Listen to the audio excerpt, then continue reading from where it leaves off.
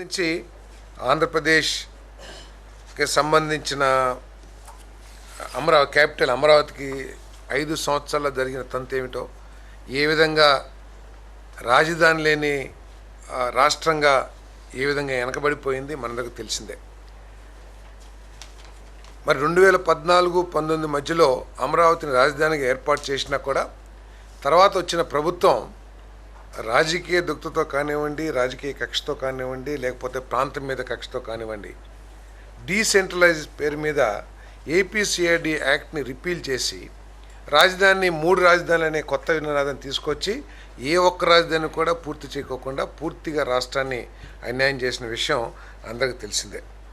కాబట్టి మనం క్యాబినెట్ కూడా పోయినసారి 2025లో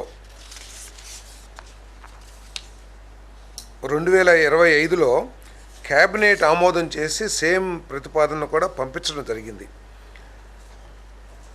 క్యాబినెట్ రిజల్యూషన్ నెంబర్ 148 ఆఫ్ 2025 8525న సేమ్ అమెండ్మెంట్ని పంపించడం జరిగింది గవర్నమెంట్ ఆఫ్ ఇండియాకి. కానీ భవిష్యత్తులో ఎవరో కూడా ఇటువంటి దుశ్చర్య కానివ్వండి, కక్షపూర్తి చర్యతో మరి ఈ క్యాపిటల్ని మార్చాలనే ఆలోచన చేయకూడదు. ఒక పర్మనెంట్ రాజధానిగా ఈ అమరావతి విరాజిల్లాలి అనే ఉద్దేశంతో మన అసెంబ్లీలో కూడా తీర్మానం చేయాలని చెప్పేసి నిర్ణయించడం జరిగింది. ఆ నిర్ణయాన్ని క్యాబినెట్ ఆమోదించిందని చెప్పేసి కూడా ఈ సందర్భంగా తెలియజేస్తాం.